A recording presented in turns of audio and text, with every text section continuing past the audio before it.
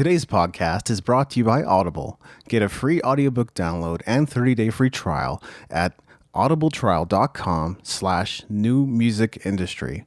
Over 180,000 titles to choose from for your iPhone, Android, Kindle, or MP3 player.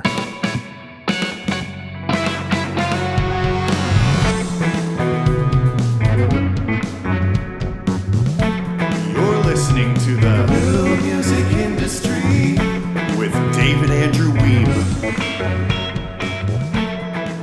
All right, today I've got a very special episode. I wanted to do a postmortem and review of the DIY Musician Conference in Austin, which was now about a month ago. But who better to have on the show to help me wrap this up than founder and CEO of Musician Monster, Greg Wilnau. So how are you, Greg? Doing great, David. How are you doing? I'm doing awesome. And I guess just for a little bit of context, Greg and I managed to meet up down in Austin, and it was kind of a fluke accident because we didn't know we would both be there at the same time. No, we didn't. It was cool. I was coming out of, I think it was one of the talks, and I walked by, and I kind of just glanced over, and I saw the name tag, David Andrew from Music Entrepreneur, and I was like, no way. I just kept on walking. I thought maybe I was seeing things. I kept walking, and I turned around, I looked back, and I was like, that's David. What's up, man? Yeah. And it was just really cool. We hung out the whole time. We did. And it ended up being a lot of fun. It's not that there weren't people I didn't know there, but they were all kind of working, right, at their various booths, or they were doing some presenting, or in the case of like Kevin Bruner or Chris Robley, they're doing podcast recordings and this, that, and the other. So really, it was great to have someone else that didn't have any commitments and wasn't obligated to be at their booth or whatever to spend some time with. Yeah, man, absolutely. Yeah. So what did you get out of the? I know you're not interviewing me, but I'm curious. I'm totally curious. What did you get out of the conference? Why do you think that it's a good thing to go to? What did you get out of it? Yeah, that's perfect. We should definitely go back and forth on any questions. I found the conference to be really chill. And that was kind of surprising to me because, you know what, some conferences, some events can be a little stressful and harried. There can be like so many people, so many booths, so many places to go around or breakout sessions to go to that it can frankly just start to feel very overwhelming. I really did I did not get that sense from this conference at all. It wasn't too small, but it wasn't too big. You know what I mean? It was a good size. You could meet whoever you wanted to meet, or if you knew who they were. Absolutely. Yeah. Like many of the people that I've built a relationship with online, I got a chance to meet in person. And just like you, I had those moments too, where I was staring at someone's name tag going, holy crap, is that so-and-so? And then I go up and introduce myself, and sure enough, and then we have a conversation about, whatever we were working on together online. So, yeah, absolutely. It's interesting. It's always weird meeting people who you've only previously met online. It's almost like they're a celebrity. You know what I mean? Like, oh my gosh, they're in real person, right? They're in person right now. I think that meeting somebody in real life always kind of solidifies the relationship where like it's not official until you meet in person. But it's interesting because I don't know if you're anything like me. I'm pretty introverted. I'm a musician. I'm super creative, and I'm very comfortable being alone and by myself. So I'm always nervous whenever I go to conferences. You know what I mean? Mm-hmm. But I've never regretted. I think this was my second or third conference, and the first conference I went to was super nervous because I had been just working from home and doing my music business. From home, and I was like, super awkward around people. I've always been awkward around people. I'm definitely not that smooth operator. But this conference, you're right, dude. It felt a lot different. It was super casual, no pressure. I liked it too because most of the people there obviously were musicians. So I definitely got the impression that, it was casual on purpose. Yeah, I think it must have been because another thing too is that I just got the sense that these are people that get me, and maybe it's because for the first time in a while I'm actually getting out and seeing some of the people who would be my target audience for this podcast or for my blog or for the website or what have you. But I just found that, I wasn't getting like a deer in the headlights dead stare from people when I started talking about what I'm doing. Whereas where I live in Calgary, what a change, right? all the time, people just have no clue. You talk about internet business, you talk about authoring books, you talk about advertising or affiliate marketing or whatever, and most people are just like, yep, that's cool, okay, that's interesting. So do you make any money at that? It's like, well, or do you like sports? Or they change the subject. They don't even know. See, that's the thing. Like, it's so important, I think, to be around other people who are into what you do. And if you're a musician, there's a difference between somebody who's a musician and somebody who's determined to make it on their own, right? Who's made that decision, and instead of just hoping somebody will discover them and make things happen for them, a musician who has said, okay, it's up to me, I'm going to do it, bring it on, So being around other musicians who are like that and have that mindset is so freaking critical to staying encouraged, focused, motivated, and inspired. And to me, that's one of the biggest things, benefits of going to these things. You leave so energized, right? Yeah. And you never know who you could meet too. You know what I mean? Absolutely. No, I absolutely felt energized going to this conference. And, I was pretty burnt out going into it. So like I've been trying to take a couple of vacations this past summer, and I still had to be mindful of like my own energy. Like if I didn't feel like, or I didn't feel like I could wake up, super early to be there early, I didn't. And if I didn't feel like I could stay late, I didn't. I just took care of myself instead. Yeah. But I still tried to soak in as much as I possibly could while I was there, because, this only happens once a year. Yeah, absolutely. Yeah. I'm curious to know what you, and again, I'm not interviewing you, you're interviewing me. I'm a guest on your podcast. I guess we're just having a casual conversation here, so no pressure. Exactly. But I was wondering, I think we talked about this when we were at the conference. And it was the purpose of going, right? Yeah. And I was telling you that personally, my perspective when I go to a conference isn't necessarily to learn things as much, even though that can be an implicit result of going, I think. But my intention of going is to meet people, right? Yeah. So, and I was curious as to what your thoughts were on that, about, because obviously people who are listening to this are going to be interested in the conference and maybe the benefits of going, and maybe they might not want to go. They're not sure if it'll be worth it. So I'm just wondering if we could kind of talk about that, maybe your own interpretations about what your thoughts are on the motivation to go.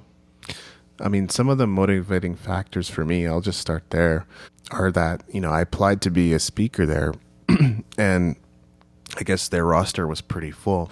Now, my impression of what is going on at the conference right now is that it's actually still fairly small, and I would imagine there's going to be certain limitations on personnel as well as monetary resources to have a lot more breakout sessions than they already did. That's just my impression, but my point being that I didn't get to speak at the CD Baby DIY Musician Conference, and instead I was given a free ticket. So that did not. Oh, sweet. Yeah, that didn't cover my expenses as far as traveling to Austin or, food or lodging or any of that was concerned. But the free ticket was pretty strong motivator, because I'd heard about this thing for a few years now. I kept getting invites. I kept getting PR people say, we'll introduce you to this, that, and the other. And finally, I just said, I got to go. And part of that too, like if you're given a free ticket to an event, don't you think the implicit messages, we're interested, you just need to show your face, yeah, like especially exactly. in the case of a presenter. I feel like that's sort of implicit in the message too. And so I felt it was very important for me to show my face. But I think your intention to meet people is absolutely spot on. I feel like that's something musicians miss. They go to these things, these hugely inspiring environments where they could meet just about anybody, very influential people in the industry, and they end up meeting no one. And then secondly, there's all these opportunities to engage on social media and tweet about the event and post about the event and Instagram the event or whatever. And they don't do that either. So oftentimes I didn't. I have a confession. I did. You were there. I think you were in Simon Tan's talk, which was awesome, about social media. And you were tweeting about his talk on social media. And I was sitting there going, yep, I hate social media. Exactly. I'm not doing any of this. You know what? If it's not your thing, that's okay. I just see all these opportunities that people sometimes miss. But I think just based on my training and everything that I've learned and discovered to this point, a conference is a place where you make a decision. You may or may not learn something. You may or may not meet someone who will change your career, but you will come across people who are inspiring. And in that moment, it's up to you. You can make a decision to change your direction, make a decision to make your dreams a reality. Right. Yeah. Yeah. So if somebody, so we talked about that. I'm wondering if somebody was unsure about whether or not going to a conference like this would be worth it. So like specifically the DIY musician conference, what, like, let's say like the cost to fly out, for example, let's say the ticket wasn't too bad. It was, it was a few $100. Yes. But how much did it cost you to fly out? What was the price of the plane ticket to fly from Calgary to Austin, which is like halfway across North America? Yeah, exactly. First of all, I couldn't even fly directly to Austin. Apparently there are some flights coming out soon that will allow us to travel directly from Calgary to Austin, but there are none at this time. So that meant that I flew to San Francisco and then to Austin. And there's a few different options as far as where you can have a connecting flight from, but that's the one that kind of seemed to make the most sense to me based on timing. And I believe between the two flights probably would have been $400 or $500 Canadian. Oh, wow. Okay. Yeah. I think my flight from Central Florida, I was direct to Austin, was only like $75. So maybe it's, I'm sure that the reason for that is because I was traveling within the States. Like when we were in Europe all last year, we were traveling throughout Europe, like especially through the EU to fly. It was really inexpensive. I think flying depends on where you're flying from, but the cost to fly, because unless you get super lucky, like you're in the city. I think next year the DIY Musician Conference is going to be in Austin again. Yes. But so unless you're lucky, you're going to have to fly to get out there. But what I use is Google Flights, and the earlier you get on the flight, the buy your ticket, the less expensive it will be. So I bought a few months in advance. It was like $75 round trip, and then I stayed at an Airbnb for 3 nights, and it was like, I mean, the whole thing was like under $500 to go. Yeah, you did it like a boss. I'm learning from you. Of course, you have a head start on this whole digital nomad and traveling thing. Yeah, I suppose that's true. So whoever, if you're listening right now, you want to go, you're worried about cost, take this advice, right? Like, do Airbnb, Google Flights, book in advance, and the earlier you take action on it, the better. So what they do is they'll steadily incrementally increase the price of the tickets. All right, and so make the decision early on and go. Right. The reason they do that is because you'll never make the decision. Like if there's no urgency there, like it'll be easy for us to sit on the fence and choose not to go. So if you're thinking about it and you want to go, but you're not, and you want to go, then just do it. Like save your spot, lock in the low price, and then earlier you take action, the least expensive, less it'll be, and you'll get a lot out of it too. And if you go, I'm gonna go next year. I'm sure Andrew is, and he's gonna be. You might even be speaking this year. I don't know if I will. It's possible. Next year. Yeah, possible. But come say hi to us. Yeah, absolutely. If you're gonna be there and you hear this show, come on. Yeah, come say hi. Let us know that you heard this. We'll have a beer. Yeah, absolutely we will. And that was one of the great things about it, is really sitting down and talking after the fact. After the sessions went over, Greg and I went downstairs went to the hotel lounge, which is, just right there when you come down the stairs, and just hung out and chatted there. And likewise, you saw people like Dave Cool or other people who had booths or presenters just sitting there chatting with each other too. Yeah, and they do like exclusive offers that you can only get when you're at conferences like this, so it's super worth it. And you never know what could happen too. I think Rick Barker pulled me on the stage for his presentation, and that was super cool. Yeah, I got to meet Cheryl B. Engelhardt. Yes. After her presentation, I was able to grab her laptop for her, and she ended up coming on my podcast because of it, because obviously, reciprocity, right? And that was cool. So, yeah, you never know what could happen. Yeah. How did you feel when Rick called you up on stage? I was like, oh, shit, what's he going to be doing? What's he doing? No, it was cool. I'm totally comfortable. I'm actually more comfortable being on stage than doing like a live presentation online with like a webinar or something. I get super nervous when I do webinars, but on stage, I'm pretty fine. And plus Rick, he's just like, it's like, oh, whatever, just well, good stuff. You do one thing and expect it to be all the same. Like, for example, podcasting. This is a fairly relaxed chat. There's no pressure. But suddenly you get onto video and it's a whole nother world. And suddenly you go on stage and it's a whole nother world, right?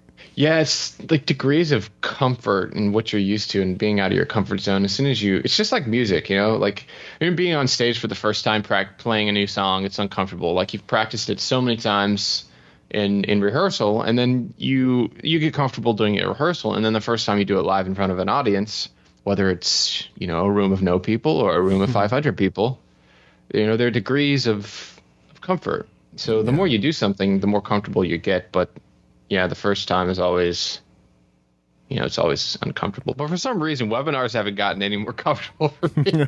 I think I've done like 10, 15 webinars maybe. I need to do some more. But I still get nervous as hell. You'll get better, man. For sure you will. I remember doing all those gigs to get to the point where I felt comfortable performing live. It was many, many gigs. And I was really down on myself at first, like super critical. I would just be like, oh, that was a terrible show. I don't do that anymore. And part of the reason is like I feel very comfortable on stage at this point performing as a musician, right? So yeah, way more comfortable than doing anything else. Like even like doing podcast interviews, or like this one isn't bad, but there's no pressure, it's casual. But yeah, it's way easier to be a musician on stage than it is to me to engage like in like a business setting, whether it be free content or doing some kind of talk or something, because I've done it so many times. I've done it as a musician. I've done it way more of my life than I have this stuff. So sometimes I'm just like, can I just go back to that? But there's phases in life, right? There's phases, and not that I haven't stopped doing music, and I'm never going to, but it's time right now to network and meet people and grow my business and focus on that. And then, I think next year I'm going to start doing the music part again. And then this last year I took a break from the music and focused on building it. And then, that's the cool thing, if you need, because I got super burned out, right? Like, I was just sitting in my room writing music, playing a few gigs and hoping something would happen. And then it started to grow like really like a lot. And then I got super burnt out. So then I started investing in scaling my music business, and I needed to learn, a few things. And that's what's cool about the conferences is, one of the things that I was super bad at was talking to people. I needed to get better at that. So that's what the conferences offer a great opportunity to do that. Well, yeah. And first of all, like I really relate to your story. I've sort of been in the same position too. I don't know if I ever got burnt out on music per se. I mean, I kind of had my love and hate moments with it, but it just kind of came to the point where I wanted to take a closer look at the practical side of life, and I really genuinely got excited about business. I know it's strange to say because some people listening can't necessarily relate to that whole thing of music entrepreneurship and what that means to them. But to me, yeah, it was just like the most exciting thing I could possibly imagine, and it's one of the reasons that I wanted to take a closer look. Like you, I don't think I'll ever quit making music, and I don't want to die with the best song in me, and I've got my best songs to record yet at this point. Yeah, absolutely. Yeah. My thing too is I wanted to be heard. You know what I mean? Like I felt like I told the story before. I guess I could tell for your audience, but a few years ago, I was playing. I had always been in a band. Like I was playing, practicing all the time. I was always in a band doing live music, and I was doing music on the side and doing my going to my day job to earn income. Right. So I was a construction worker, and I was a construction worker in Florida, where it's really hot. It's freaking hot. Yeah. And my day job as a construction worker was I installed air conditioning HVA systems in residential and commercial buildings. And one day, it was the middle of summer, and I was in an attic, right? And the day before, I had this gig, and there were a ton of people there. It was a great gig. I just made no money. I was making no money from my music, and I was like really getting burnt out because you could only do something so long and not get paid. Like, it's not about the money. No, it was never about the money. It's not sustainable, not to earn income from that. Like, it's being paid to do something, to do what you love is the most inspirational feeling that you could ever feel. Like writing music is different, but then for somebody else to say, okay, I value what you're doing. Here's my hard earned money. It just totally validates it in a way that I can't describe. You know what I mean? Mm-hmm. So, and up to that point, I had never really felt that. So I was in that attic and I was asking myself, why? What have I done wrong? And I can't describe what really happened, but the answer came to me, and I realized that the reason I hadn't made money was because I was hoping somebody else would figure it out for me. I was hoping somebody else would do it for me. And that was all totally subconscious. Like, I had never known that the only reason I wasn't making money is because I had hoped somebody else would do it. And therefore, I hadn't just made the decision to figure it out for myself. And as soon as that came into my awareness, it was like a light bulb went off, a literal light bulb moment. And I was like, well, shit. And I had a choice to make. I could clearly make a choice, keep doing what I had always done or figure something out. Mm-hmm. So I went home and I put together this little, like I called it my 5-phase plan to make money from my live gigs. And this isn't a marketing thing. Like, this is really what I did. I wrote it at the top, and it was just a simple spreadsheet. I broke it into 5 steps. All right. Mm-hmm. Things that I needed to do to start making money from the gigs I was already playing. And within 1 month, I was making over $1,000 per month from my live music, and it grew from there. And it was at that point that I was like, okay, I need to share this with other people. And the bottleneck was always me getting out of my comfort zone to talk to other people about my music and my music business. And that was one of the reasons that motivated me to go to conferences, because it's degrees of comfort. You know what I mean? Like, the first degree of comfort was I had to admit to myself that it was my fault that I was not getting the results that I wanted. And then that empowered me to then say, okay, I now choose otherwise. And I was able to make a decision and take action on that. And then the bottleneck was, well, I suck at talking to people. It's totally uncomfortable. So then I could say, okay, well, then I now choose otherwise. I'm going to get comfortable at it and start going to conferences. And as through that, the business continues to grow as you overcome these different degrees of comfort and these plateaus, and you address them face on.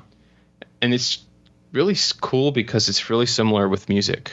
As we learn new skills with our music, practice our fundamentals, our scales, our rudiments, that never goes away, right? We build on that. And it's the same thing with business, which is cool.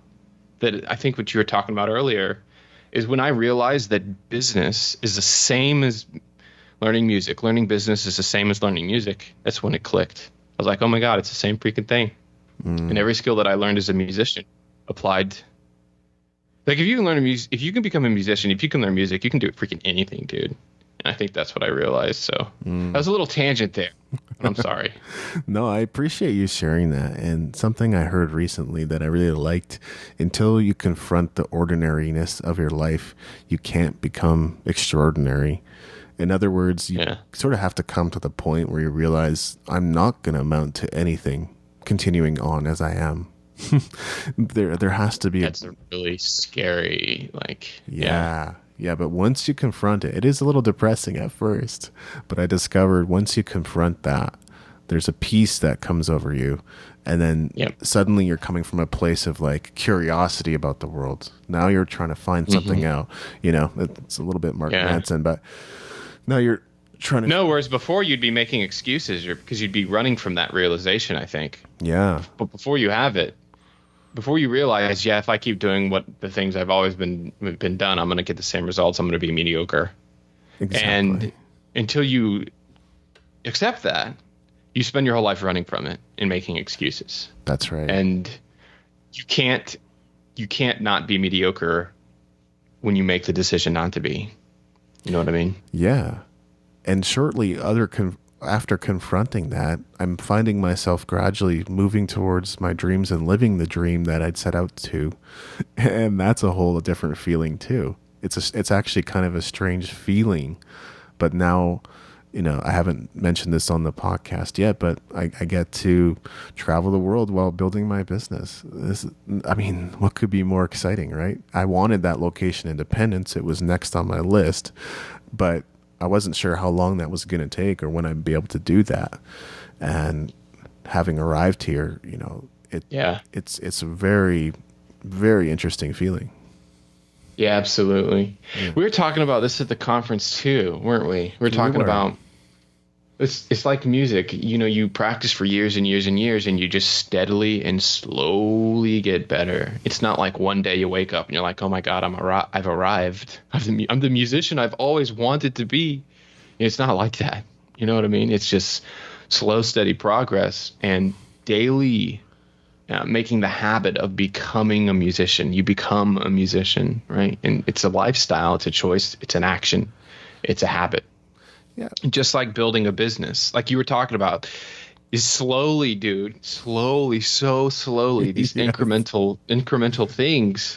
I was like, dude, you know, your location independence, that's a huge thing. I mean, for me, like that's getting to the point where I no longer had to go to my day job and I could focus full time on my music business was something that happened pretty gradually, but the biggest distinction was when I made that decision and how fast the results were, because I had all this pent up energy, this pent up desire. But then after that, it's just been super slow, just little slow milestones. But yeah, dude, it's the same thing with music, you know? Well, it's so easy to compare yourself to some of these music marketing wizards who seemingly come out of nowhere and suddenly are taking up the market. But right now, Greg, you're kind of that guy because you built up your chops and now you came along and you've built Musician Monster and you're doing some cool things. Well, thanks, man. Well, you know, it's interesting. My success in my music didn't come from digital marketing. It came from live show marketing, right. Marketing at my live shows and using the internet as infrastructure to facilitate and scale. But digital marketing is always, it's a lot harder to get noticed online than it is on stage. You know what I mean? Because when you're on stage, everybody's looking at you. Yeah. So you have that attention. But when you're online, it's like, who the fuck is this guy? Or, you know, so yeah, it's taken a long time, but I feel like I'm finally seeing progress, dude. It's exciting. Yeah, absolutely. It's really cool. And I guess my point is that you've heard it before, but every success is 10 years in the making. Every overnight success is 10 years in the making. Even as a musician, like, I don't know. I mean, I guess there are a few virtuosos, but even like Mozart started playing piano when he was 3, you know? So you got to think, like, by the time he was 13, he had been playing for 10 years. Mm-hmm. You know what I mean? So if you met Mozart when he was 13, you'd be like, holy shit, this guy's amazing. He's a natural. What a genius. Mm-hmm. No, he's just been practicing every day for 12 hours for 10 years, you know? Yeah. You know, that's been a theme in even some of my earliest podcast recordings, was this whole idea that you could be the absolute best guitarist in the world, but if you're not on YouTube, Like, people can't find you if you're still sitting, and they could still be out there. Honestly, they could be sitting in their basement somewhere in Czech Republic or whatever, and they're not discovered, and nobody knows who they are because they don't have any marketing or anything behind them. Yeah, going back to what you said about price, definitely there are more affordable ways of doing it. I think coming from Canada, you probably will end up paying somewhere between $500 for the flight. That just seems kind of inevitable. But like Greg, you can totally stay at a Airbnb. I was on vacation, so I ended up staying at a hotel, but a cheap hotel nonetheless. So I could kind of relax and be in a little bit of comfort. But coming from Canada, yeah, it might cost you a little bit more. In the States, I'm guessing most flights are going to be pretty reasonable. Yeah. And also, they do, if you're in Europe, or if you're in Australia, I don't know what to tell you. If you're in Australia, New Zealand, I don't know what to tell you. But yeah, if you're in Europe, I do believe they do a European version of the DIY musician conference. And there are also, I think, there are tons of conferences for musicians in Europe. So you don't necessarily have to fly all the way out to the States to go to a conference. But yeah, so don't let cost be a factor. Valencia, Spain. Yeah, that's usually where they have it in Europe, and it looks promising. Dude, the weather in Spain. Have you ever been to Spain? I haven't. Dude, the weather is pretty good. It's funny because all the UK people are super nice, but the weather there is just total shite. Like, it rains all the time. So when we were in the UK for 6 months, and then we flew to Spain, and I was like, oh my gosh, this weather is amazing. Weather really does affect things. I'm from Florida. I didn't really realize it until I was in Florida my whole life till a few years ago. I'd never even seen snow before until about a year and a half ago. And I didn't realize how much weather affects things. So go to Spain and experience the beautiful weather, at least for a week, and then you can go back. But anyway, it's just great. I highly recommend it. Yeah, weather is quite a bit different depending on where you go. And speaking of which, Austin, it's basically like walking out into a sauna anytime you go aside. That's my impression of it. Oh, yeah, it was bad, dude. I'm from Florida, and it was bad. I don't know if it was bad. Just something to be mindful. It was pretty bad. It was pretty bad. Well, I enjoyed it. I'm weird like that. But I'm from Florida, and I used to work in construction, so in the heat outside, and I've become pretty heat averse, where I actually really like the cold. I'm praying for cold and snow now. So I might be a freak of nature too.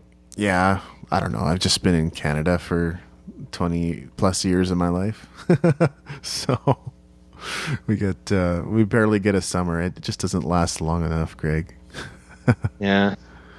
Yeah. If I was used to seeing snow all the time and it was cold all the time, I would probably be begging for some heat too. Yeah. So absolutely. Did you have any other impressions of Austin? Did you get to see anything else? No, we walked around a bit. You and I did when we went to lunch. Yes. And there was a dude with a chicken on his shoulder, wasn't there? Yeah, that was so I guess they've had some more homeless people in Austin. So there were some homeless people around, but they were pretty interesting, right? Yeah. That one guy who was yelling out something about Jesus or something, and then the guy with the chicken on his shoulder. Yes. No, he was saying, my name's not Jesus, it's Jesus. There's no J in the something alphabet. He did say that. I guess to offer a general overview of Austin, it is the live music capital of the world, or so they say. Third fastest growing city in the States right now, and people are saying it's the new Silicon Valley. So there you go. Interesting. Yeah. So that makes it I think because of all these new jobs that are being created and startups and all that, that's what's driving a lot of young people now to the city of Austin. But yeah, you do have the heat to contend with for sure. Any other memorable moments from the conference? No, nothing stands out, man. I think we covered them all. It was a great time. Yeah, it was a really good time. So yeah, again, next year it's in Austin again, and hopefully we'll see you all down there, all 1,000 listeners of this show. You better be there. You better be there. Okay. Well, thanks so much. We'll have a party. Yeah, exactly. We'll get together. We'll have a party. Thanks so much for your time, Greg. You're welcome, David. All right. In my first book, The New Music Industry, Adapting, Growing, and Thriving in the Information Age, I talk more about going to conferences and events and the importance of it. So if you'd like to learn more, go to musicentrepreneur.hq.com/ebook. Don't get caught up in the URL. It's not just an ebook, it's a physical book too, and you can see what people have had to say about it. And there have been some very kind words. Go to musicentrepreneur.hq.com/ebook to claim your copy and begin your personal growth journey.